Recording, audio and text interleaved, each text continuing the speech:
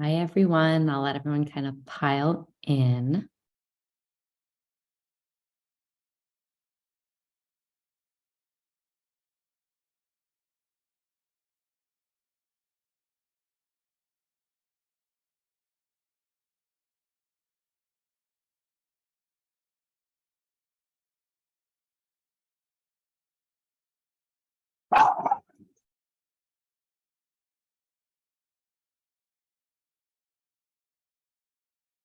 Brianna, I actually don't see an option for me to do a chat.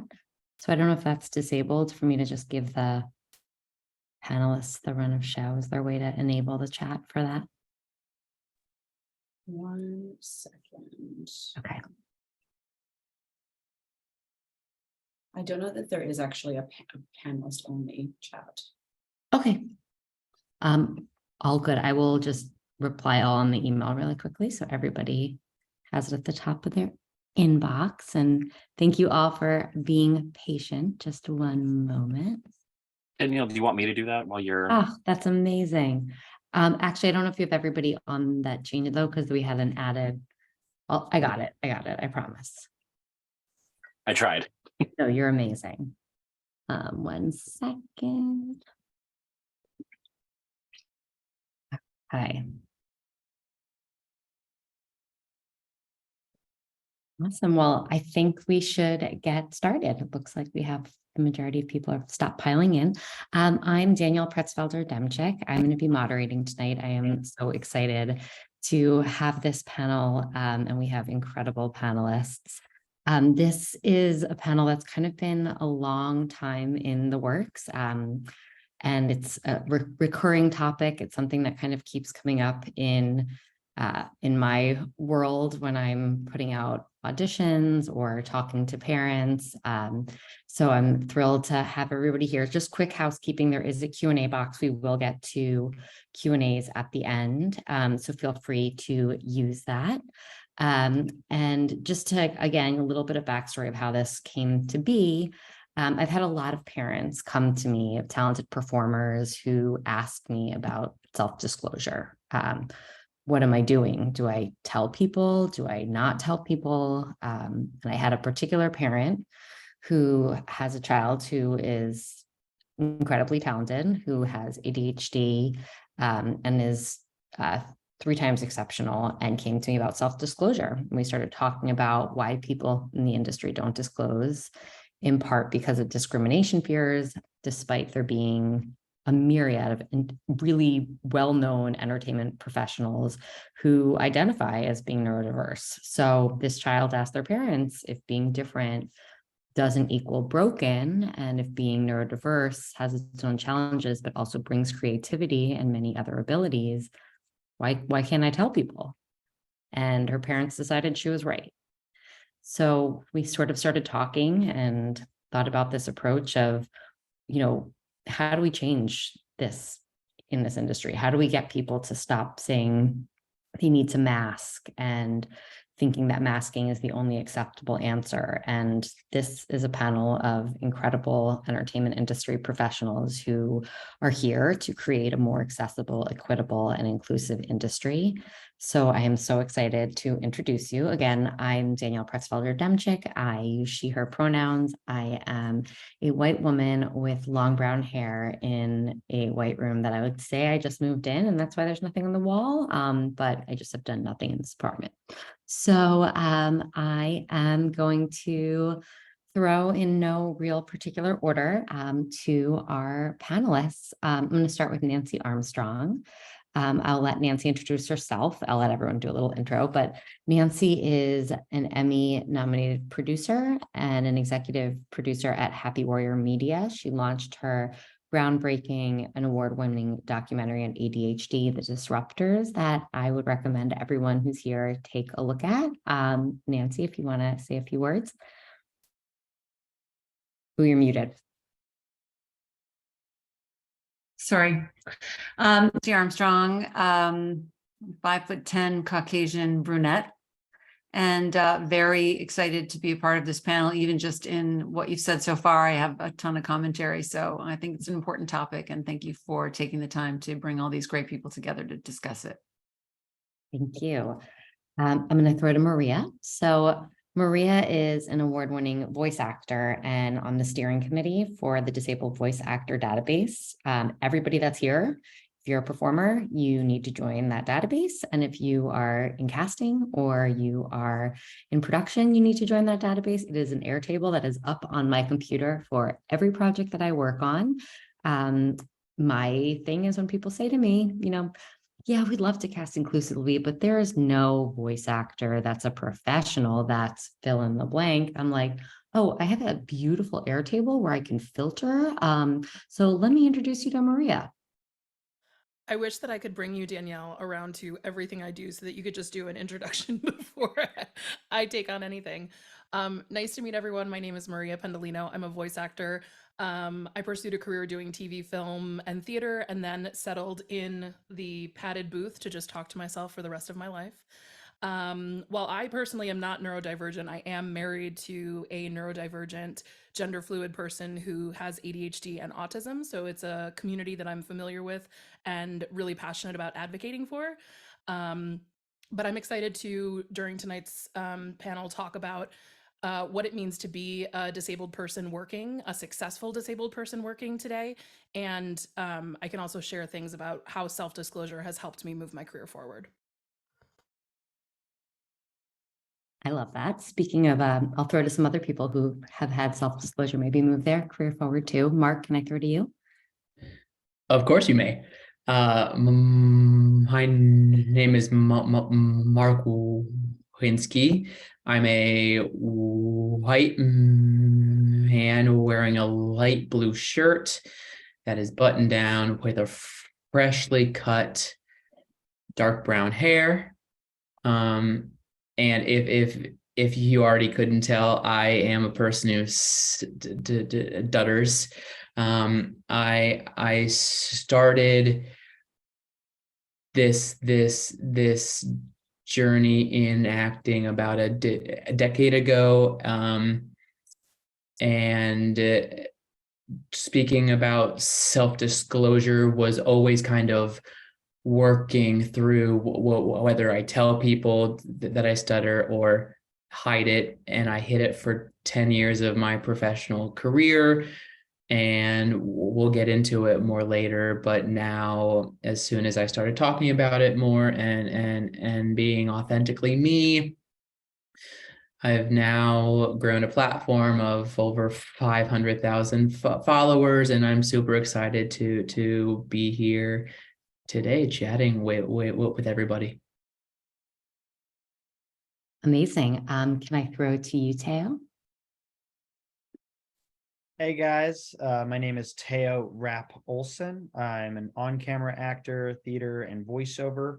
I use he, him pronouns. I am a Caucasian male, 5'8". I like to pretend I'm 5'9", but I am 5'8", wearing a green button down. I've got a off-white background with a weird fabric thing on the wall that I don't really know how to describe. But I am exceedingly dyslexic, something I've definitely struggled with in almost every single aspect of acting. And like a lot of people here, found a point at which I started to feel more comfortable disclosing that and working through the entire career and figuring out different pathways for myself with dyslexia. Thank you. I'm going to throw to Elaine, who is an accessibility coordinator, and will tell you a little bit more about what she does. Hi, Danielle. I'm so excited that we're doing this panel and for all the great work that you do to bring out everybody's abilities and talents. My name is Elaine Hall. I'm a Caucasian woman. I have brown hair, hazel eyes, and I'm wearing sort of roundish framed dark red glasses. I'm in front of a white wood screen with a sound bowl and a purple flower. So yes, I'm an access coordinator and have worked as an on-set advocate and actress on shows such as Atypical, As We See It, Love on the Spectrum, and numerous other projects. Today, authenticity is in thank goodness. I also identify as neurodivergent myself and run professional training acting programs for individuals who are neurodivergent and disabled. Thank you. Well, speaking of some of those shows like As We See It, I'm going to throw it over to Cami Patton. Thanks for inviting me. I really appreciate it. Very happy to be here. I am a casting director. I am a Caucasian woman with brown hair, and I'm wearing blue glasses. I am in my study / bedroom / office now.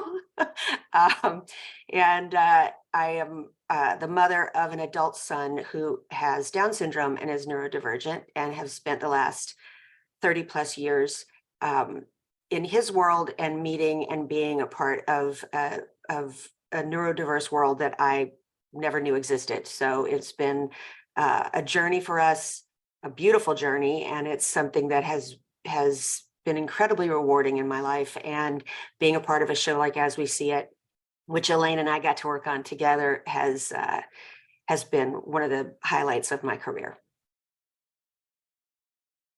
Well, speaking of really awesome moms, I'm going to throw it over to Lindsay, who's also a casting director and an awesome mom. Thanks. Hi, I'm Lindsay. I have short blonde hair. I'm wearing headphones and a light green collared shirt in front of a blurry blue background. I am in casting. I've been in casting for almost 10 years. I'm also the mom of a 15-year-old. And I am someone who has very late diagnosed ADHD. I did not find out or get this diagnosis until a year ago when I was 40. So that's been a learning process on my end as far as how to incorporate that into my casting practices moving forward. And it's something I'm happy to talk about and willing to disclose. And I'm excited about this conversation. Awesome. To our last casting director and producer on the panel, I'm going to throw it over to Stephen. Hi, everybody. My name is Stephen Tylor O'Connor. I am a casting director and a producer. I use the he, him pronouns. I am a Caucasian male with short brown hair with some gray in it. I'm wearing a black shirt, and I am in a room with a bookshelf off to my side and a couch behind me. I'm very excited to be here. I sit on the board of Casting Society of America alongside Danielle. I am on her committee, the Equity and Entertainment Committee. I had a brother who was blind, and so from a very young age, I was exposed in a very privileged way to the disability community, and it's been something that I feel passionately about from firsthand knowledge of interacting with my brother at such a young age. And I just really firmly and passionately believe that, like, we are all the same, and why not? And that is my big philosophy in casting. Why can't this role be X? Why can't it be Y? Why not? And if someone can give me a good answer, then let's have that conversation. But so far, not many people have been able to. And last but not least, I want to throw it over to Jackie just to give everyone a little bit more of the backstory of this panel coming together.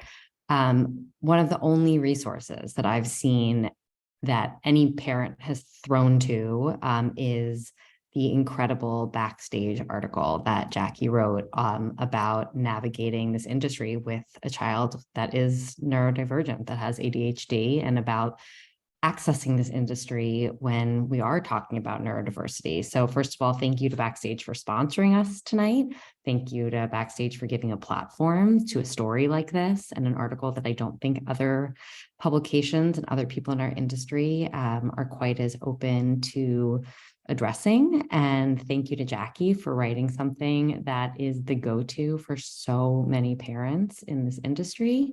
Jackie is an incredible talent manager. She's also an incredible mom to a very talented kid who I cast in one of the first projects I ever worked on. Jackie, take it away. Wow, that was, I need you to follow me around and introduce me as well. That was amazing. Thank you guys for having me. I'm Jackie Reid. I am a white woman, 5'7", brown hair, brown eyes. I wear glasses. I'm wearing a red shirt. I'm sitting on a couch with a painting behind me of a cat and some flowers. And at any time during this panel, I have 5 pets. A little head might pop up because they'll be just running across my lap. So be aware of that. I identify as neurodivergent. I found out as an adult I have ADHD. Feel like that explains a lot of things for me. I really think it's one of the most interesting things about my personality. It makes me, as I like to say, delightfully quirky. And I am a huge champion for kids in the industry with ADHD because I feel like this is what we were made for. A hand in a glove. It fits. I love that. And that is definitely something we will talk about, the fantastic qualities that a child that maybe is neurodivergent brings to a project, and that attention to detail and, being on task with things that interest them. And if you're a kid who wants to be in this industry, that's like the only thing you want to do. It's like, that is your passion. So we will definitely get into that. I do want to address, what does it mean? What does neurodivergent mean? What embodies neurodivergent? I think this is something a lot of people aren't quite sure, is ADHD neurodivergent? Is it only autism? I've had so many questions, or I've had people be like, well, I don't think I should submit to this. It says neurodivergent, but I'm, not autistic. So can somebody kind of discuss what some of the terms are? I don't know, that might be a good question for you, Elaine. What is the umbrella of neurodiversity? So neurodiversity, we can look at it like biodiversity. And basically is that no two brains are alike. So in reality, everyone is neurodiverse. Now, what we want to separate out is neurodivergent. And neurodivergent is more of an atypical brain. It's a brain that processes information differently. ADHD is under this, autism, Tourette's, dyslexia, ways that we process information, sensory sensitivity, which I identify with. And in terms of neurotypical, that would be someone who is neurodiverse, because we're all neurodiverse. We all have different types of brains, but who is more the 80% of the population in a way that their brains process information. So I hope that's helpful. That is super helpful. Does anyone else have anything they want to add? Amazing. Well, thank you. So, like I said, one of the first things that the reason that this really panel came to be is self-disclosure. We can't really have a conversation like this without addressing that. That is definitely always the elephant in the room. So what are, maybe Jackie, as a manager, as somebody who's representing talent, what's your thought on self-disclosure? What would you advise to a parent who says, hey, I have a kid who wants to self-disclose. What do we do? I think you definitely tell your agent and your manager. I tell everybody. So I'm all about self-disclosure, because without people knowing, and without people knowing how, potentially the great things this person is going to bring to your project, how are we going to overcome the stigma? How are we going to overcome the stereotypes of what people think that these kids and adults bring? And, is there a way to best share that a child is neurodivergent without it being perceived as a parent making an excuse or making it seem unfair to others? Nancy, is that something I feel like you kind of know a bit about that? Yeah, I mean, just taking a step back more broadly, the reason disclosure is even an issue, rather than just saying this is a brain type, is because of the stigma around ADHD and the pervasive myths around ADHD. One being that it doesn't exist. The other being that it's a result of bad parenting and willful children. So there is this gross disconnection between what we know about ADHD and what we think we understand as a society. And so, one of the reasons I made the disruptors was to cut through all that, to democratize the best information, which I had access to, but I know not everyone does. And even though I had access to experts and information, it was still a pretty difficult journey with 3 kids with ADHD. But I think what I'm hoping is happening and what I'm seeing happen a little is that we're starting to look at neurodiversity differently, or neurodivergent people. That was a good way to differentiate that.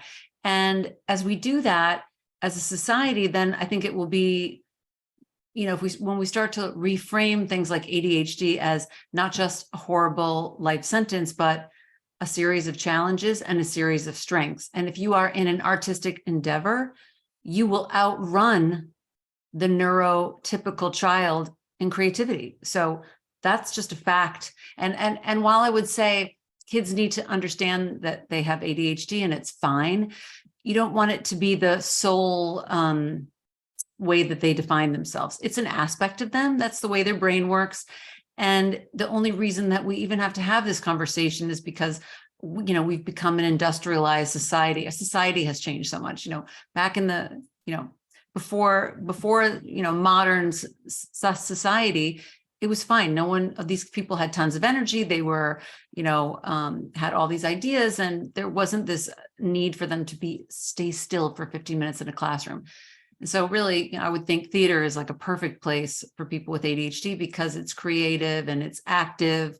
And so I think just in terms of some of the challenges, you want maybe the director to know, just so you know, my child has ADHD, we have systems in place, he or she has a coach. And, but just if you see something, it's not willfulness, and just, here's the best way to handle it. And he or she will understand, what you want, or that they need to lock it up. So I think as we reframe it as 2 sides instead of this one-dimensional view, I think it's going to get a lot easier particularly for children. Can I just also add to that I think before it gets to the point of a director, or for it to feel like a parent is having to make an excuse for their child, there should be a dialogue with the casting people right up front, from the managers and the agents, just saying, this is a really special kid, you're going to love them. This is what they need in an audition process, or this is how to set them up for success. If they're self-taping, you're going to need to know this if it's going to go further. Let the casting director be the person that is delivering that information, because, we see everybody all day, every day. We hear everything. We can discern what is important to focus our production on in that moment and what maybe isn't. For example, well, I already worked with him, he's great. Before he comes in, here's just a little thing to know, whatever it is. Then it's nobody's making excuses about anything. They're just explanations. And we can also manage the, often what we're dealing with is just the fear factor of, what is this going to take from us on the set? How do we have to accommodate this? Are we going to lose time? Is there going to be, and so if we can come into it armed with that knowledge of, they need a support animal with them, or they need we dealt with this quite a bit on As We See It. It was so easy to handle. Nothing was difficult to overcome, but it all just needed to be presented in a way that was, here's how we do it, if that makes sense. Yeah. Yeah. If I can piggyback what Cami and Nancy and Jackie have said, we want to be looking at things as strength-based. We want to be looking at why this particular child is perfect for this role. And when we look at what our strengths are, when we look at what our children's strengths are, then what their challenges are, every kid is going to have some strengths and some challenges. To be able to have the agent, the manager speak directly with the casting director, and then, always, whenever we can, we like to have an access coordinator on set so that they can help modify. But when not, that allowing those strengths to come forward. Like Nancy said, someone who is ADHD, neurodivergent, their focus and their ability to be on set, this is our happy place. It's the real world that can be challenging. And so I often say this when I work closely with casting directors.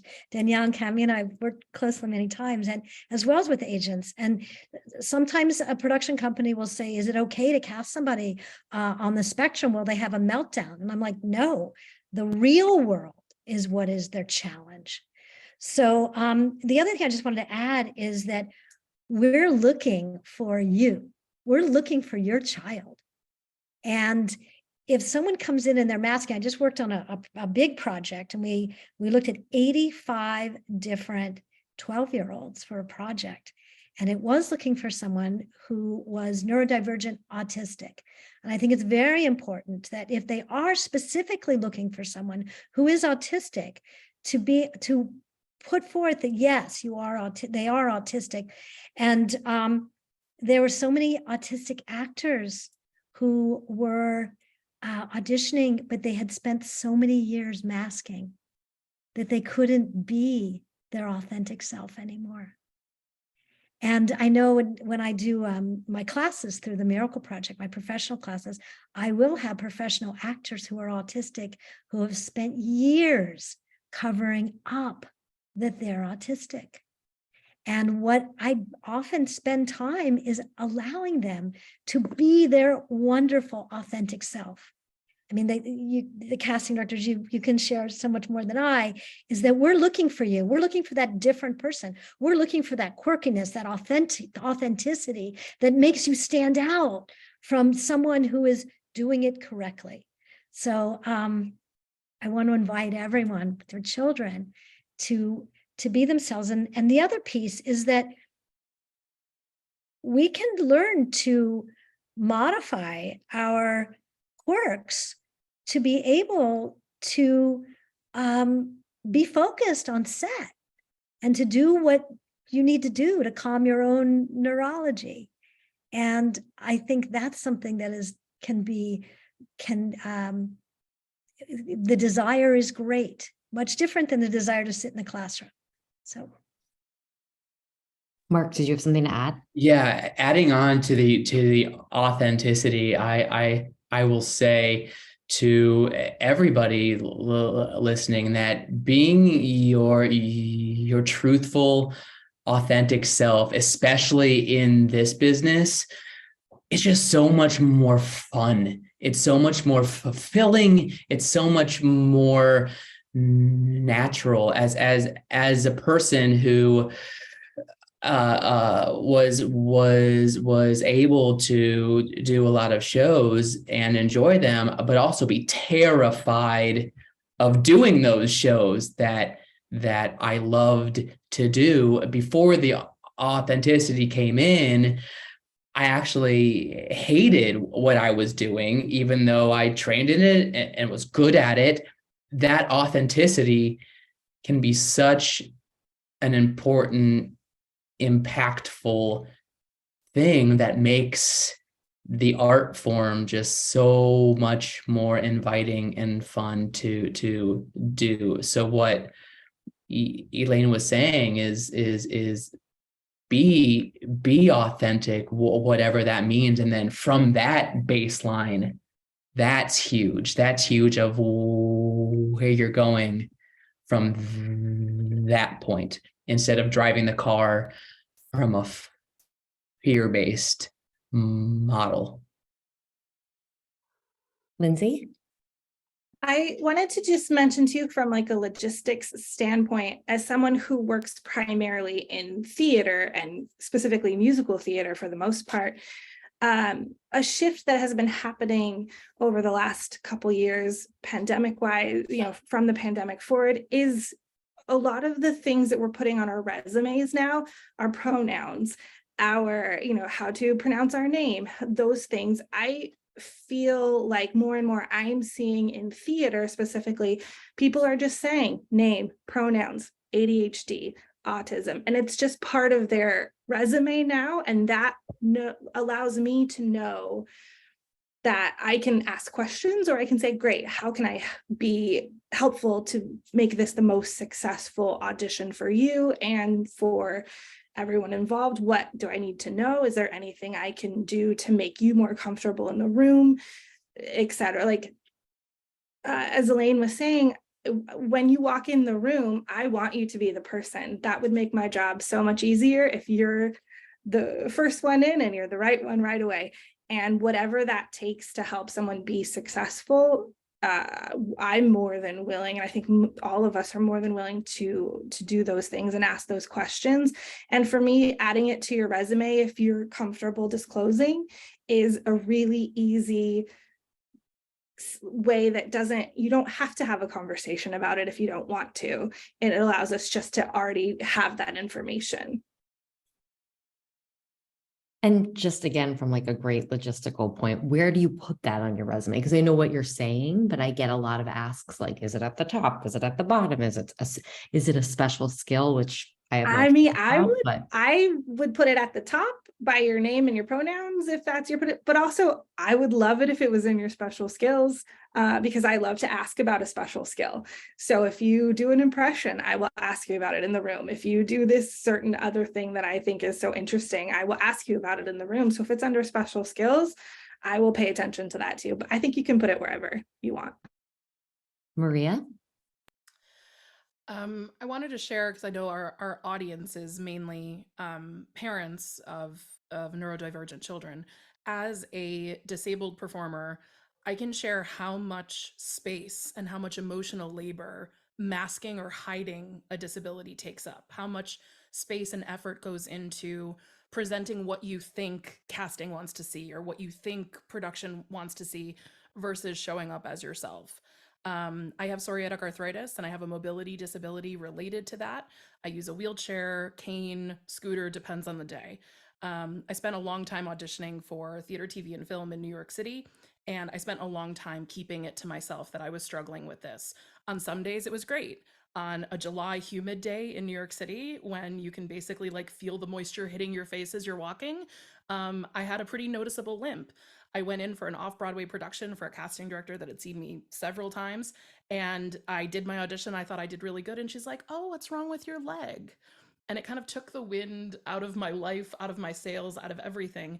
And that was kind of my like moment where I realized if I had shared at the beginning that, you know, I was having a rough day because of the humidity, that perhaps the room would have been even more warmer and welcoming to me and my performance and what I brought to the table.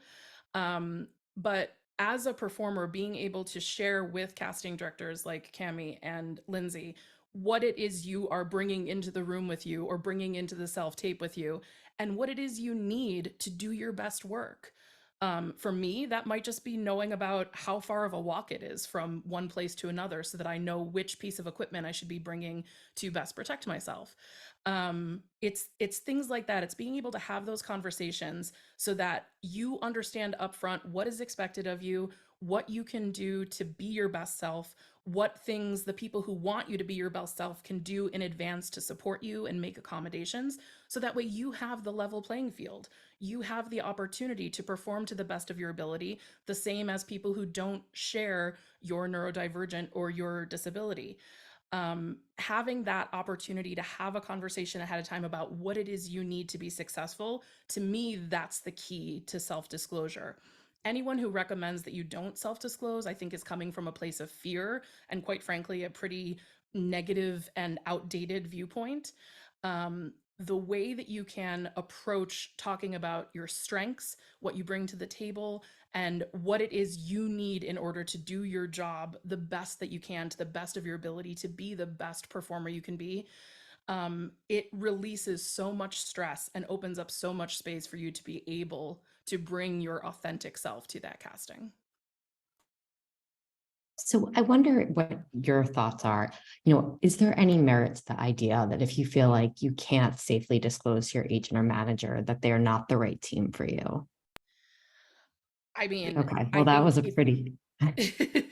Yeah, absolutely. If you share what it is you need to be successful, whether that's from an accommodation standpoint or just sharing information about who you are and how your brain works, if you get a negative response from that person or pushback, to me, that could be, you know, an indication that this isn't the right person to be working with. It could also be an opportunity for education, right? So if someone hasn't had a lot of exposure to the neurodivergent community or the disabled community, perhaps their response is again coming from a place of fear. So I think I wouldn't write anybody off right at the outset, you know, as an actor talking to a representative, or if I was a parent talking to a potential representative for my child. but I would probe further and say, let me explain to you why I think disclosing it is important, and then see what the response is. And if they still think that keeping it to yourself and masking is the right decision, I would move on. It's, there are a lot of common replies that we get from parents. It can be, like them being told like, yeah, you can disclose, that's up to you. But like, yeah, of course you can disclose, that's up to you. But like when someone asks you that question, they're really asking for a professional point of view. So thank you all for giving that. And then there's also a lot of times we get told like, well, if the performer is not being impacted, there's no need to disclose. And all you're going to do if you disclose is risk discrimination and no gain. So what would you answer to that? Does anyone have an answer to that? I mean, for me, I hate the expression of normalizing it, because it engenders that people are not normal if they are neurodivergent. But I think part of self-disclosure and identifying that way and making it more common, like Lindsay said, just like on your resume, it's part of your slate, is it does normalize it for people who have not had experiences, and it's just treated as this is just another fact. I think that's really important. I mean, I do think it is important to also, there are a-holes out there in the world, and some of them are in this industry. So you might encounter one of those, but I think that that's life in a way. Like they're in all facets of life, and I think that fear shouldn't stop you. And I think that it is important to have that conversation. And looking for reps is like dating. You're not going to get along with everybody. You have to find the person who's right for you. And I think that it's really important for you to feel comfortable in yourself and go in and do it. And I think that it is, what I'm trying to say, I think when we talk about masking, I think that like that's a you decision. And if you want to do that, or if that's what makes you feel safe in a certain situation, go for it. But just knowing that coming into our offices and our rooms, like we want you to be it. And so your version of the character is your version of it. And that could be the version that we want. And if you're holding yourself back for some reason, you're cutting off your creative flow. And so I think that it is important to say like, this is what I am, because you're going to, for a lot of people, you might be challenging what they think or how they interact with someone in that community. And who knows, like you could have a profound impact on somebody else's life and not even know it. And so I think that like really grounding in your truth is like super important, especially right now with so many people wanting to cast authentically and showing the real, cornucopia of what life is. And I think that like, this is the best time to be empowered to be you. So Teo, you are an actor who's come in for me for years. I never knew you were dyslexic until you, kind of recently started talking about it. And I feel like dyslexia is something we don't see a ton in media and is not quite as on trend right now, and is clearly not what people are. I mean, you have a huge fan base from The Walking Dead. People, I don't think people look to you and say like, wow, he's a dyslexia icon, but you have this huge following. Like how has this path sort of, what made you decide to disclose when you kind of decided to start talking about it? Well, yeah, no, actually, it's so funny that you bring that up, because I was thinking about the fact that actually you were one of the first casting directors I went in for anything that had to do with like voiceover. And that was a huge hurdle that actually took several years for me to really feel comfortable in. And I had a very difficult time trying to figure out whether or not to disclose, because I would have casting directors who were very good about it, gave me a little extra time, both in the room and also just before going into the room. I also had ones, there's a common one that I hear a lot, which is like, oh, all these other people are dyslexic, which is a nice sentiment in terms of understanding, like, okay, there are people that preceded me that have this. But as we've already discussed, these are very large and general terms to describe something. So whatever I have isn't necessarily very similar to this other name celebrity. So just because we know of this person doesn't mean that I'm going to have the same exact needs or requirements. Yeah, it was only, I think as I got more confident in these areas, figuring out which people I kind of felt were on my side really helped. But it was something that I already started doing through college, because I knew there was no way to completely mask it. It was going to be a hurdle no matter what. I was going to come up against this obstacle. So I think it first started with teachers and people that no matter what I did, it will inevitably come up against the obstacle. More so in the casting world, little by little, I think as I felt comfortable. I know for a fact, like, I would be asked to do a reading. And at first that's literally, a co-star, which for those who are not initiated, that might be a character with as few as, 1 line or 2 lines or 3 lines. And I would prepare that co-star reading like incessantly out of just an abundance of fear that I might trip up while speaking. It was only much later, especially through voiceover, that I had to come across the fact that actually me being in my own head about the fear of that first slip up is what's going to slow the entire process down. That's when I'm going to continue to make, the mistakes that I'm fearing, rather than confidently going into it, know that there's a really strong chance at some point I'm going to stammer or have an or as I pause and have to restart something. But in doing that and disclosing that, as Marc already brought up, you actually start to feel better as an actor and feel like a more authentic version of yourself. Awesome. Thank you. And, Nancy, as a producer, when you're talking about accommodations and things that need to be made on set, people always talk about like, oh, I'm so afraid to ask for that. What is it going to cost? Or am I impacting the bottom line? Like, what does it mean to you to make an accommodation for somebody, and how can we kind of help negate that fear that a lot of people have in feeling like they're asking and impacting, a producer's day? Ooh, you're muted.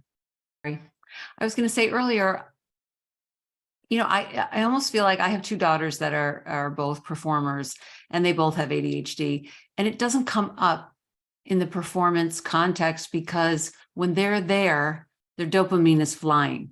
They are fully engaged. They're hyper focused. They're not monkeying around because it's the most serious thing to them. So it might come up in a, when's rehearsal? I don't know. That's when we have it's the organization around that perhaps. But in terms of, being there, and I find that that's true. Just speaking about ADHD is, it's like, again, the presence of a camera and people, and it's a performance situation, is all something that stimulates their brain, whereas it might make some people nervous. That might be more risk averse. Kids with ADHD aren't risk averse. They're not afraid to hit center stage and belt out a solo or be on camera. So they don't have that same degree of self-consciousness because, as I said about my son, they've never done anything perfectly, so they're not overly concerned with being perfect, which is, kind of, and add that to the list of gifts. And then, so, working on the film, The Disruptors, we were working all with kids who had ADHD, and they were amazing, charming, engaging, communicative kids that were really struggling in their real lives, their real life K through 12 education, which is not made for kids with ADHD. So I guess my experience really has been that people with ADHD are great in performance situations because they have all of those. They're fearless, they are curious, they're creative. They have all those super skills that, frankly, all of their friends who behave perfectly in class don't have. All those perfectly behaved kids would come to my house over the years and I couldn't get a word out of them. They didn't look me in the eye, and everyone loved my kids because they were so excited to speak and tell a story and ask questions. And so anyway, that's kind of where I'm coming from. Elaine? I wanted to add, this conversation is just incredible, but I wanted to add that we are on the cusp of a movement. I get calls weekly from scripts looking for neurodivergent, autistic, disabled individuals. And Danielle, you're sending them as well. We're also on the cusp. I work with, as a consultant with, different studios. And it is it's timely. In terms of disclosure, though, I want to caution because the world doesn't yet understand. And I want to caution again to trust your manager, your agent, go to the casting directors, but also be very prepared as an actor and know your craft, know your strengths. And Cami can attest to on As We See It, we finished every day, within 8 hours, it was better for the production company. It's an asset when someone knows their lines. And I found people on the spectrum who may be the best prepared actor on the set. So we do have to be mindful that it is a business, and that the more preparation, the more you know what supports you personally need. This is for the parents, more supports that your child needs. Then we don't have to disclose to everybody, but you do need to know what your child needs. And the production companies are much more open and receptive. So I've got to go because I've got a class at 6 o'clock. But feel free to contact me at any time. And Danielle's got all my information. So thank you so much, everyone. This has just been an incredible session. Thank you.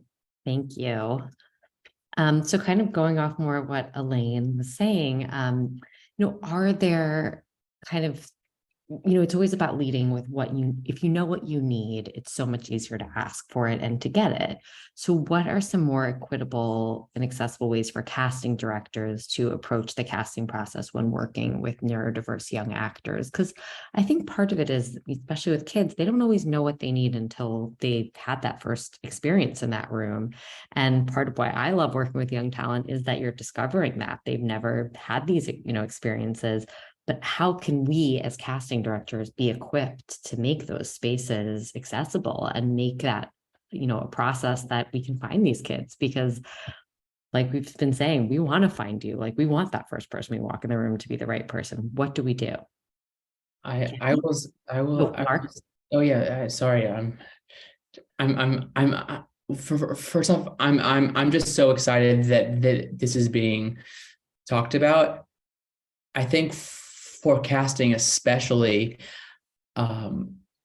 it's okay to ask questions if you don't know. I think there's been such a taboo culture of, I can't ask this, I can't ask that, when a lot of the times we are hoping the question is asked. Like I personally love talking about it if people don't know, or if they have questions. Quickly touching on disclosure, the biggest thing about disclosure that I've come to find and learn from many others as well is disclosure isn't for the other person most of the time. Disclosure is for yourself, knowing that it's being talked about, and you are then in the lead of that conversation. And that conversation is so important, because let's see, right now we've got about 100 people in this talk right now. That's 100 people who are 10 steps above in this conversation of this movement, with hundreds of thousands, millions of people to still go. So asking those questions is okay if you don't know the answer. I love that. Cami, did you have something to add?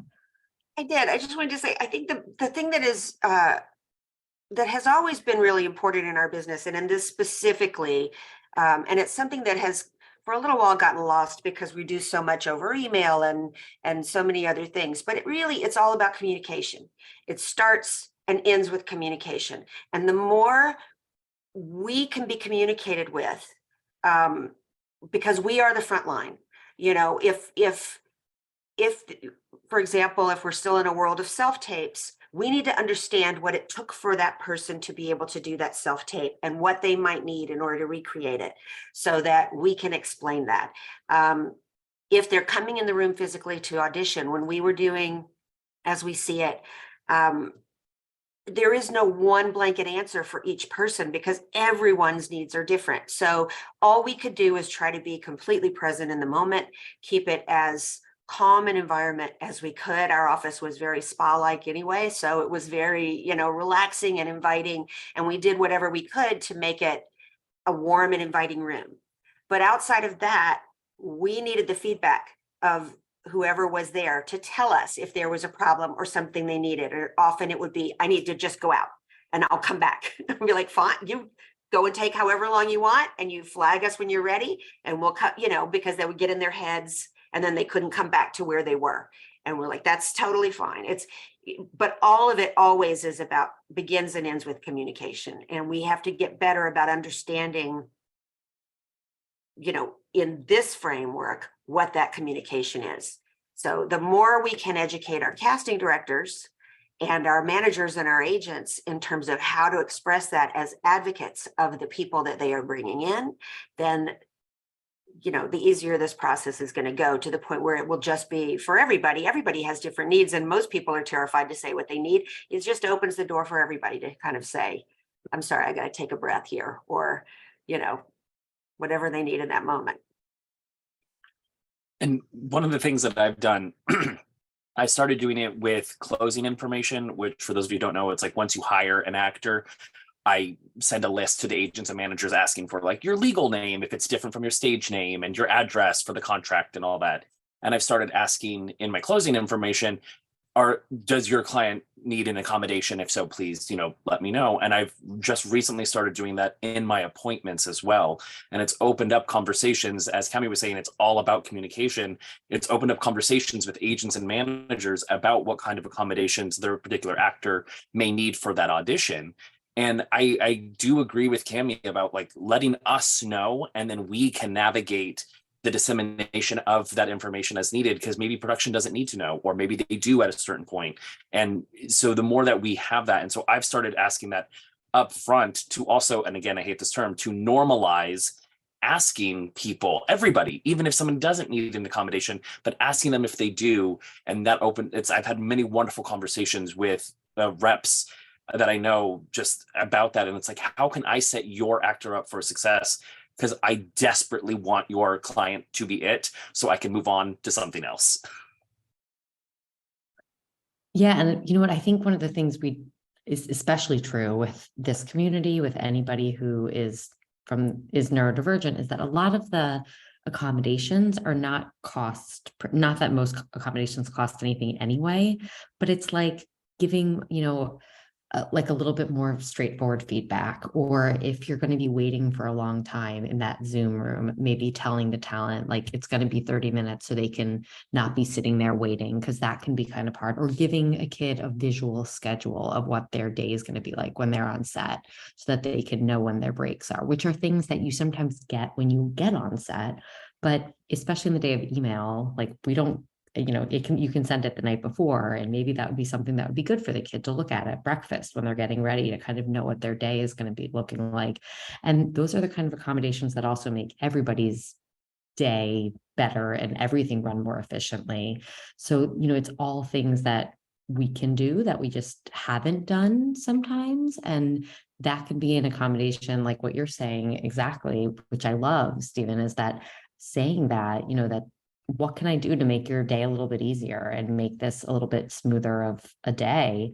And from what I found, most people with disabilities, they're the most adaptive people. They're used to having to make changes on the spot, and they're going to be the ones that are the most prepared when they come to set. And you are going to finish the day. Like I had a kid show up on a set who was a wheelchair user. The parents were very worried about finding parking. She showed up before crew was there. They're like, we have this kid here and it's, like, and I was like, wait, what? And I was like super pregnant at the time too. So I couldn't even like get there faster than I was already running like through Harlem to try to get there. But when you know what you need, but you also are used to showing up on sets where you don't always get what you need, the parent is going to bring the kid there a little early to make sure that there is, if there isn't a ramp, they figure out how to get to the set, all of that kind of stuff. So, there's a lot of things we can do as casting directors with working with reps and having those checks and balances, but we can't really have those communications if you can't have that communication with your rep, which I think is part of it. Like if you don't feel like you can disclose, then there is that communication barrier, especially when we're in this Zoom setting where we might not really meet you in person. What are your thoughts, everybody here? I've had a few parents, which I think it's so smart, but kind of having a list of those things of what maybe will make the day more successful for your kid, like having your own accessibility rider already kind of written. How would you feel as a casting director, as a producer, if that was given to you? I mean, I think that would be hugely helpful. There are in my experience, there were quite a few people that we hired, not just on As We See It, but on a show I was doing in New York called The Calling. And it was very standard. They would just say, here's what she's going to need.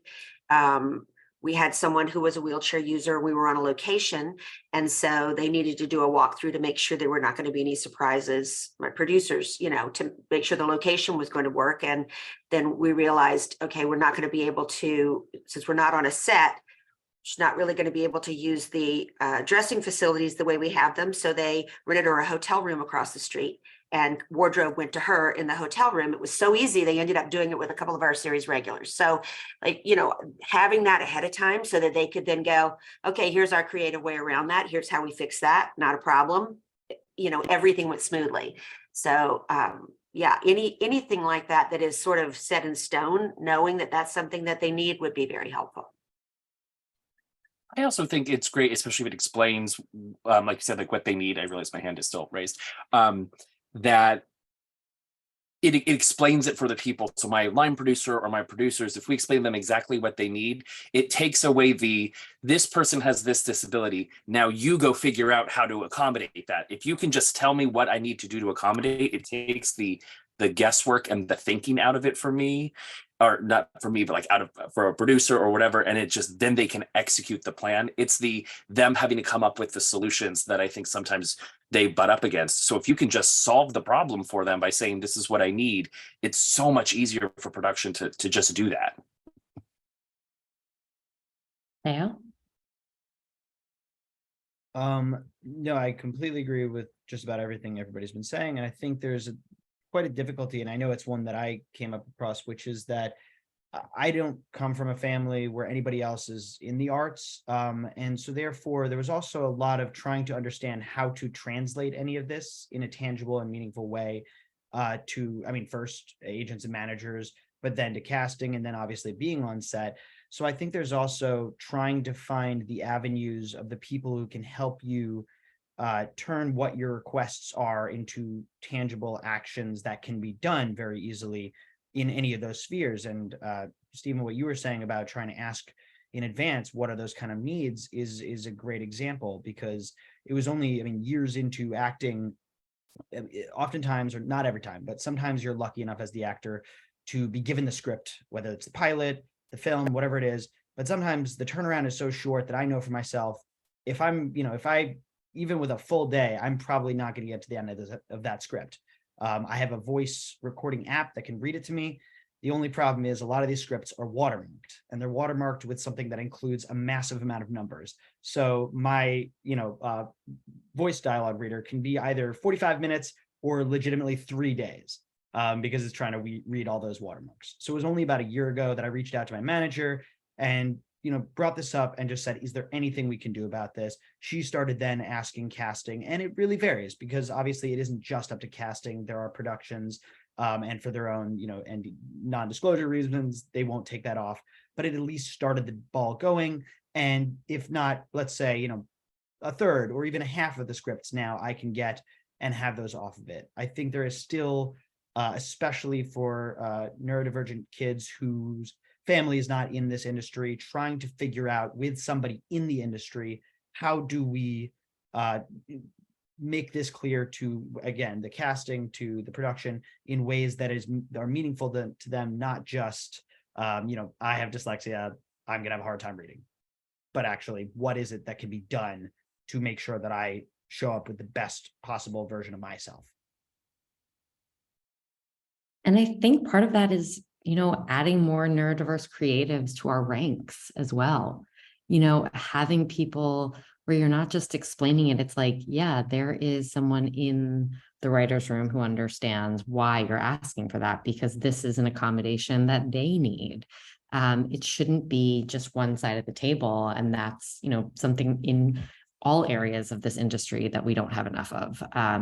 And given, how we're talking about all these strengths within this community that are creative, why do you think we don't see, in some of the more people in maybe casting or in, certain areas of the industry that are at least disclosing? I have a lot of people come to me and be like, okay, I have a kid who is neurodivergent. Who's the right agent or manager to send them to? Like, who's a safe space? And I'm like, well, obviously Jackie is, but like, I don't have a lot of, how do you know that someone's a safe space, and how do we build more opportunities for people in this industry to join our ranks? I would be surprised if there weren't a lot who either haven't been diagnosed or aren't disclosing, adults who've been masking for a long time and have gotten used to it. Certainly feel like that I have, out of my own experience, there have been many people that I've worked with over the years that I've thought, I think I know what's going on here, but they're not saying, so I'm not going to bring it up. So I think we're in a, as Elaine was saying, we're in a time where it's becoming more and more not just okay, but expected for people to be open about these things, and people are more and more understanding of it. So it's just going to take time. The more people do it, and the more people get used to hearing it, and the more that, that people on sets are handling these tiny little accommodations to make things work, the easier it's all going to get. And, but we know there's a decent amount of the population that is impacted in this way. So clearly there's also a decent amount of the people in the creative end who are impacted as well, or have children who are. Yeah, I was going to say Hollywood and the entertainment industry is loaded top to bottom with creative people. It's just that, we didn't really first of all, we've gotten really good at diagnosing boys in particular in the last 10 or 20 years. And the reason the numbers are going up is because there were many undiagnosed segments like girls, women, teenagers. It was thought that this was only something that was present in younger childhood. But, that again, the film The Disruptors, we had will.i.am, we had Paris Hilton, we had a bunch of actors, we had astronauts, we had, people all across the spectrum, but there were a lot of creative people. And every single person I talked to said, oh, this person has ADHD, like from the heads of the agencies to casting directors to producers. I mean, producers, they all have ADHD. People with ADHD are drawn to creative fields, and so it's no surprise. But I think there's still a resistance to talk about neurodivergent people, or ADHD in particular, since that's my area of expertise. But and that's why the film was so important. And ironically, this film was award-winning film. It's all over the globe now, and it was rejected by Apple, Netflix, Disney. All of the major streaming platforms rejected the film, so I had to self-distribute it, which has been amazing. It's been on the top 10 list of iTunes since we launched, and sometimes in the top 5. That's just self-launching because they don't get it. I guess the people that are choosing content, or they don't get that ADHD is 10% of the population of the world. That's a lot of people. So I think with education, and also with a film like this, to cut through all the misinformation, like I said before, there's still so many pervasive myths. So I think people don't know what the truth is about what is the reality about neurodivergence and ADHD and other forms. So I think the more we educate people about this, the easier this is going to get, because again, everyone in Hollywood has ADHD. I'm running out the door, but I was hearing and I had to chime in. I'm part of an organization called 1 in 4 Coalition, and our mission is really for systemic change within the industry. And one of the things that we say is what's right for a person who's neurodivergent, disabled, is really right for everyone in the crew. And so we're asking for systemic change in being accepting, appreciating, listening, allowing everyone to be able to disclose what they need to do their best. So it's getting better, and panels like this are only going to make it better. So thank you again. Bye. Thank you. So I want to just do a quick kind of firing off some questions that came in that I want to make sure we address. So whoever has an answer, or if you don't, we can skip it over. But what happens on the casting side once a parent or performer discloses? Can anybody share that? Just kind of illuminate what that is like and what happens. I mean, I can't say that anything specifically happens other than if there's something I need to know about how the audition should actually go. It's if I am looking for something, if I have specified that I'm looking for a neurodiverse actor, it's very helpful to know, because we can't legally ask. And then we're in this kind of weird world of, well, we love this person, but we are not sure that we'd be casting authentically. So what do we do? So yes, if someone is willing to tell us, fantastic, because then we, know that we can move forward. If we're not specifically looking for that, and it's just someone that's going to bring something else or something different to the role, it's still also helpful to know. It's not mandatory. Like I wouldn't tell anybody if they're not comfortable that they need to say it. If they don't need me to know something in order to help them in that moment and in that room, it's their call if they want to tell me. But in the bigger picture, if they're good, it doesn't change anything. What I'm looking for is if someone's talented, and where that's going to make sense, and who they are. So, and what is it that makes me want to root for them? So, any of those things, I would never tell anybody what they should do. I think it's very personal, but I also, for my own purposes, think if it helps me help them be successful in that moment, then I would rather they tell me whatever they feel they need to tell me.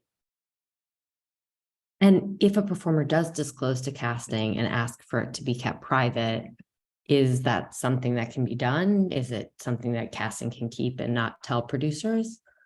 If there's if there are no accommodations that need to be made that we would need to alert the producers to, absolutely. But we can't surprise them with something on the day and say, this is what this person needs in order to do it. So that would be the only reason we would need to disclose something. I did see something in one of the questions that I just wanted to address too, asking about if there's a potential of a quota that casting directors might be seeing people without the intention of hiring them because of a quota. We don't have any kind of a system that actually would track that. There isn't such a thing. I can't speak to whoever that particular casting person was, but we have a system that tracks when we hire people if they are diverse in typical ways, and we have to do a form at the end of everything, but there is nothing that covers if someone is neurodiverse. There's no way for us to actually let someone know they are or they aren't. So and the system that we use doesn't have a quota either. It's just after the fact, something that we have to do. Yeah, we did get a question that just came in about tax incentives for employers outside the film industry that hire people with disabilities. Ultimately, what we don't get as casting directors, we don't get any we don't get any incentives for who we hire, just to be clear. So there are incentives from a budgetary perspective. And I mean, Stephen or Nancy, people that produce, or Cami could all kind of speak to it more than me, but there are definitely incentives to hiring from underrepresented communities if it's a SAG-AFTRA film. But we as casting directors, to be clear, we don't, because we're casting directors, which is a whole other conversation versus being agents, we don't get any kickback. There's no financial anything for us to who we cast. No, I would say we're the only people involved who don't have anything to gain by hiring someone than just trying to find the right person for the role. We're just, as we've said before, invested in every person that comes in, because if they're the answer, that's all we want, is for you to come in and be successful and be the answer. And in the realms of like indie film, there are certain budget tiers that SAG has laid out. And it's like, if you're this much to this, if your total budget for the film is between this budget range, here are the rates that you have to pay. And they offer a diversity incentive to where if you hire X amount of people that are main leading roles, then your budget limit can go higher while still paying the lower rates. So in the realms of film, that would be something that producers would be keen on looking at, that if I hire a lot of women or a lot of racial minorities or a lot of people with disabilities, if I hire enough of them, then I can spend more money and pay less. It is a business. And then in the realms of on the TV side, if we collect that information, it goes on our diversity report at the end of the season that then allows SAG to keep track of how many people in an underserved community are working, how many members they have, but it also gives the studio and the network the bragging rights of saying, look at how great we are. We hired this many people with the disability. So on the film and TV side, those are There's not anything about disability on the diversity forms for SAG. I have no, they want us to write it in the margins. I've been in a long conversation with SAG about this. I was like, how is this part of your incentive program if you then don't ask for that information? So everything they've told me is write it in the margins, which is what I was doing before then, but it is something that they're aware of, and they said that they're working on changing. Gracious. I will say that does not exist in theater at all. Actors equity, they don't care. They don't ask. And sometimes they collect that information literally to say, this is how many percentage went, to women contracts and things like that, but they don't actually do anything helpful with that information. So a few more of these really fast, I'm going to fire out. Can anyone talk about accommodations and supports that have been commonly requested and seem most valuable to kids that have ADHD or executive functions? Like, I know I described like the schedule thing, which I think, a parent mentioned to me, which I thought was really smart. Jackie? Well, I have talent who have, I have quite a few with ADHD, and I have some with dyslexia. And sometimes the requirement is that we have some extra time for them to learn the lines, extra time for them to, memorize, maybe not memorize, sometimes have the script in their hand. And everybody's been extremely accommodating for all of my clients whenever we request something like that. And it's helpful. Anyone else? Sometimes we get a crazy quick turnaround. And if we're able to, get those kids a little extra time, we love it. It's great. I've also had people request that a font be different for an actor with dyslexia. So that was something that my production was able to accommodate. Similarly, somebody asked about your app, Teo. Can you say what the name of your app that you use is? Yes, I can, as I'm pulling it up to try to remember for myself what the name of this said app is. But it is exceedingly helpful. The main thing that it does, it is a robotic voice, which can be tough, but it's called Voice Dream. And I got to say, the technology has only improved. When I was in college, which I graduated 2014, the equivalent of this program that they had at NYU's library, they had 2 computers with this, and to buy this program individually was something like $1,300, obviously prohibitively expensive. This app, I believe at the time that I bought it, was like $10. So luckily, with technology just improving, things like this have become far more accessible. And so, like I said, with scripts where I do not have watermarks or has a very limited amount of watermarks, it really changes my preparation time for an audition especially because there are times where you know that reading the script will very much inform your performance. And in those opportunities, I can now know that I will spend, the normal, what I imagine a lot of other actors spend, maybe 45 minutes, an hour and a half reading this script, rather than the entire day, which I've lost a day. Sometimes you only get a day and a half, 2 days. In those kind of moments, it is tantamount that I can finish the script, know what it's about, and then move on to memorizing the lines, or at least getting myself exceedingly familiar with the lines. That's a great point. And as casting directors, we're up against that. I mean, I had a project last week where they were like, can you get me selects? Like, so not just do the actors need to learn what they're going to learn, but then I need to watch it and decide who you're going to watch within like 48 hours or something like that. And I mean, I won't give an actor an audition with less than 48-hour turnaround. It's different if it's like a promo or something where there's no lines. Even that I don't like doing less than 48 hours. But if you're expecting someone to learn copy, like that's just not, that's inhumane. So to hear that, I love hearing that there are options for people to use, because that's an app that could be great for people, with for all different reasons. And that's what's great about accommodations. I also, what are things that casting can do to empower talent who don't have fluid speech or stutter? Because that's definitely something that we've had a lot of questions come in, also from parents that have kids that are autistic that maybe don't have fluid speech. Mark, could you speak to that a little bit? Yeah, so I think up until this point, the representation just hasn't been there. So there is so much ignorant discrimination just based upon just not knowing. For instance, I was on a panel last year, and somebody asked me this fantastic question, and they said, well, what if I, as a director, don't want my Danny Zuko to have a stutter? And I said, totally fine, but why?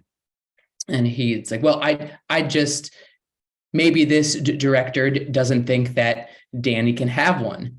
And I said, well, I guarantee there is a person who has the greaser quality that does have a stutter or disability, which is so important. We see disability as these typed out characters, right?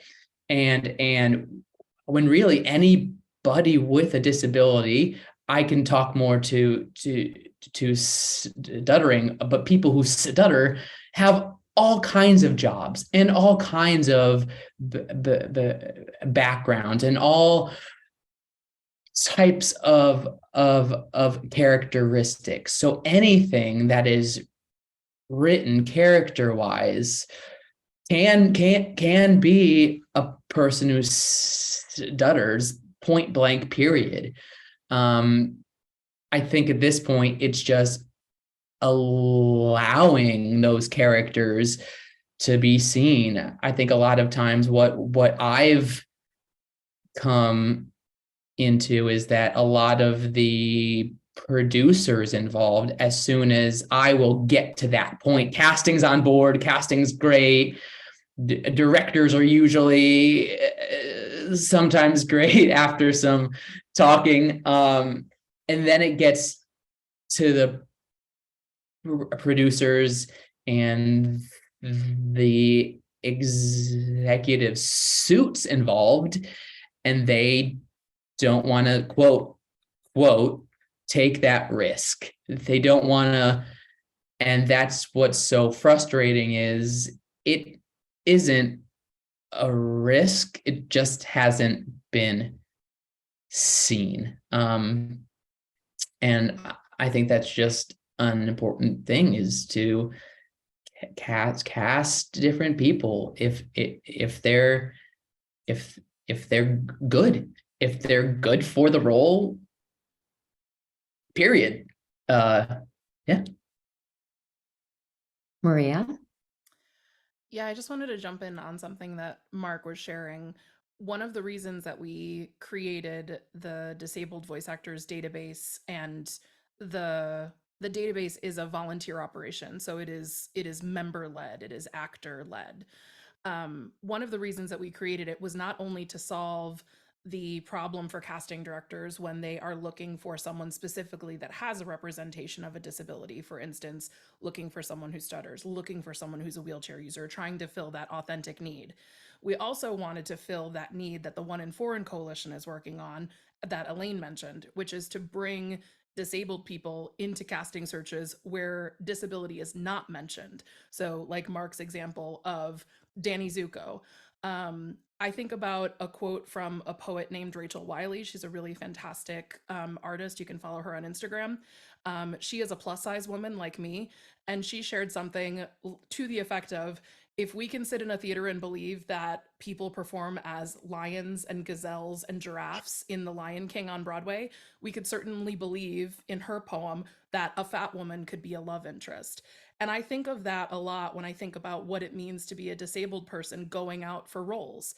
I love it when I see a role come into my inbox from one of my representatives, specifically asking for a wheelchair user or specifically asking for someone who has a mobility disability. But I equally love it when I get invited to audition for projects where disability is not mentioned at all. And I can show up as my authentic self, and it's an opportunity that this character could possibly be portrayed by someone in a wheelchair. This could possibly be portrayed by someone who has a stutter. And it goes to that huge aspect of representation. 25% of the United States is disabled. That number is increasing after the COVID-19 pandemic, unfortunately. It's one diverse category that all of us may or may not be a part of. And it is also a group that you can come in and out of. Your disability can go and change and morph depending on how that is for you. But we need to see an enormous number of disabled creatives, not only in front of the camera, behind the camera. We really need to move the needle on that, to Mark's point, so that we don't have questions like, you know, I just believe that this character can't possibly have this one thing or this one characteristic. We have a long way to go, but it's exciting that we're making strides in that direction. And I think of theater companies like Deaf West, who have done some really amazing productions.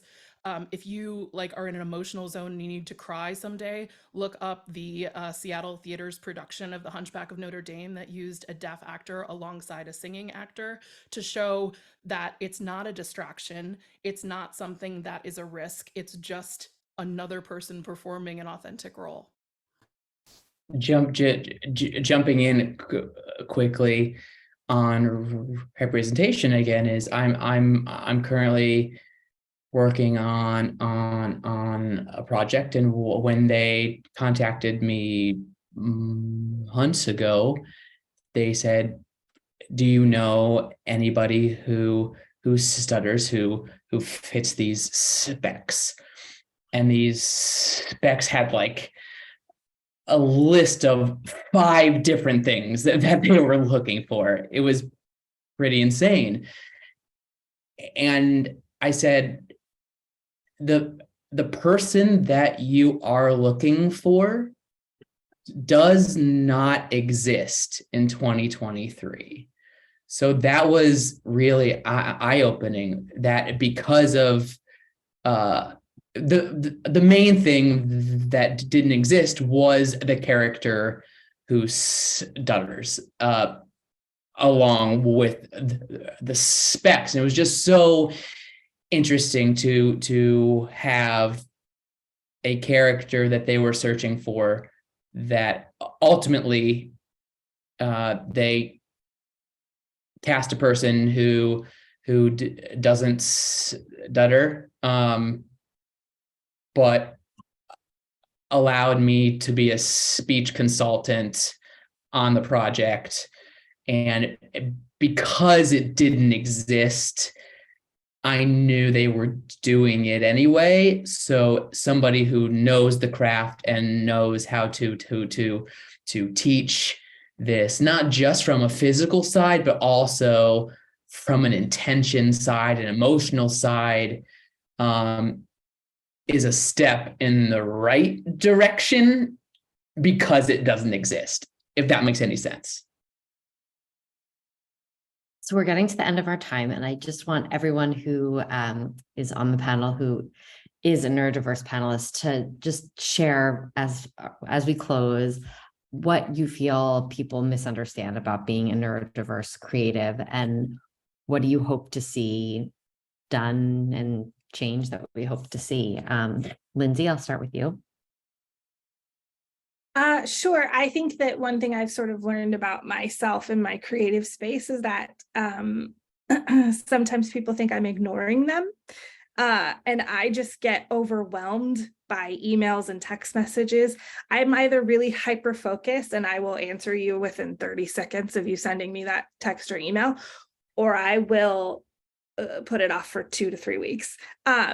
I am open to gentle nudges. I'm open to like, hey, just making sure you saw this in a friendly, loving way, things like that. Just because my brain is in so many different places at so many different times, that the reality is I probably saw it and filed it away and fully intend to reach out, and then I forget. So I wanted to just say that. I also think that something that helps me too is community. And I think social media for me has been a really great way. That's how I even ended up on this panel to begin with, is via social media. And so I love meeting actors via Instagram, via TikTok, just like short bursts of communication that I can handle at one time. I love that kind of interaction as well. So that's a good way to get to know me as a casting director and as a human person. Jackie? Oh, you're muted. There we go. Hi. Okay. So I just wanted to touch on, because we talked about how great kids and even adults with ADHD are for the industry, but we didn't get a chance to really say what makes them great. So I'm just going to run through it real quick. Nancy touched on it. We have, we love people. We love being the center of attention. We mostly exude confidence. We're not shy. Kids aren't shy around adults. They're risk takers. They're uninhibited. This makes them so amazing for taking, bold actor choices, because they're not afraid what people think, and for a director to see these amazing, they see, the safe choices, and then they see the ADHD actor come in and do something totally that no one else would do, because we're fearless and we don't care. Is amazing. They love that. There's traits: optimistic, persistent, passionate.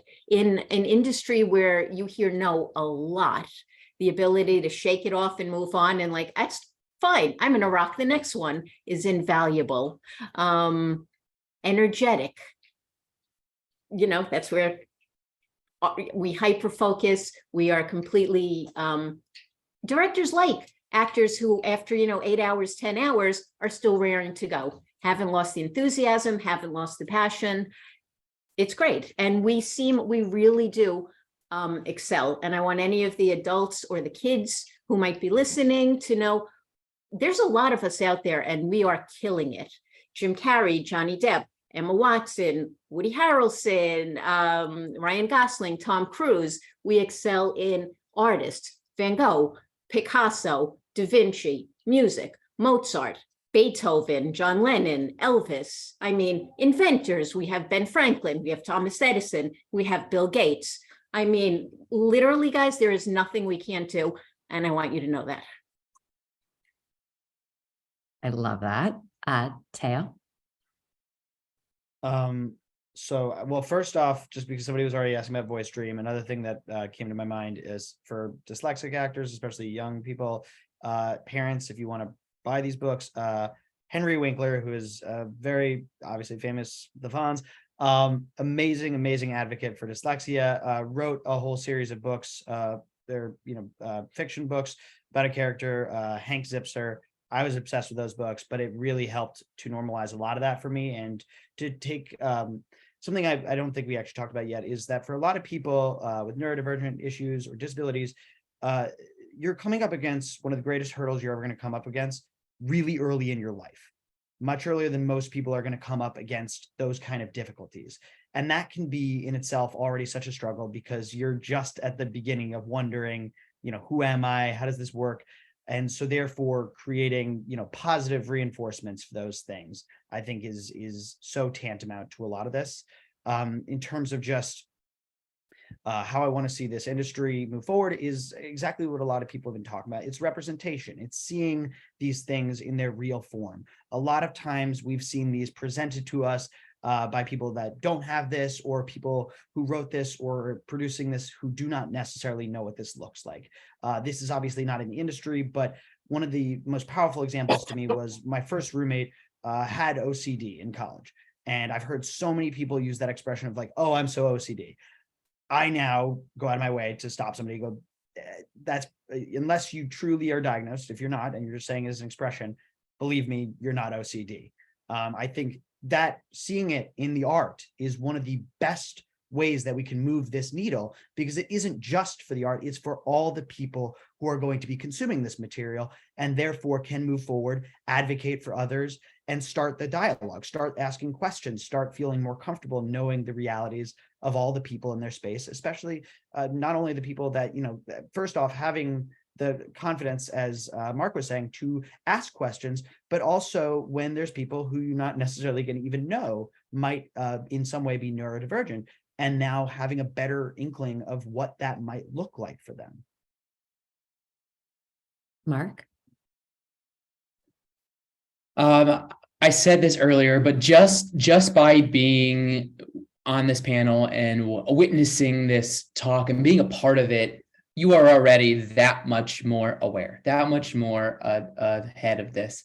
Now, what's important and something that I speak to a lot is sharing this outside of the bubble. That is so crucial.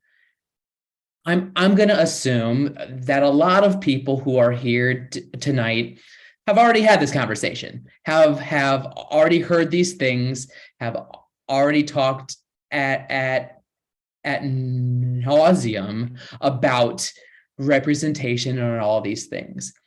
What's so important, again, is sharing it with a friend, sharing it with a colleague, pressing that little share button on your Instagram story when you see somebody educating, so that more people who don't already know now know. I will also say to parents that are here, talk about it with your children. Talk about it. Growing up, I never talked about stuttering or who I was. I was being told it's not my fault, but maybe you could be fluent if you did this, or if you fixed that, or if you fixed that. Don't make disability a taboo topic, and say the word. There is no diversity without disability. What a perfect note to end on. Just a little housekeeping ending sort of stuff. We will be sending out some resources, especially some of the really great things that we'd already put a bunch of things together, but hearing like the Henry Winkler and then talking about the different apps and things that could be really useful to people that are in the audience. So please know that. And I know some people had some specific questions that they wanted to maybe address to somebody that we didn't get to. So we will be sending an email out to everyone that RSVP'd, and you can kind of filter questions. Either they'll go directly to the person or they'll come through me. If there's one thing I always am is I'm always available for questions. You can always reach out to me. I will answer every single email, every DM. There's no industry to me without access. We have to make this industry more accessible. And that's, that's the most important thing. And if you have a question, I will make sure it gets answered. Thank you to everyone that was here. I mean, this is like the most incredible panel of just industry leaders. And we did have a question that was like, is this what the industry really is? And is this real? Like, is this what's happening right here real? And the people here you all are leaders in this space and some of the busiest people in this industry. So thank you for taking the time and for answering these questions and for everything you do. I can't thank you enough for everything that you offered here and all of these expertise and all of these really just great anecdotes. So stay tuned. We'll be sending out the resources that were mentioned and more, links to how to get to the disruptors and all of the different sort of stuff that was mentioned. And have a really, really great night. Thank you again. Thank you, Danielle. Thanks, Danielle. Oh, and we'll be sending a recording too, because a lot of people asked that. That was my one last thing. Okay, that's it. Thank you. Thank you. Thanks. Bye, guys. Bye.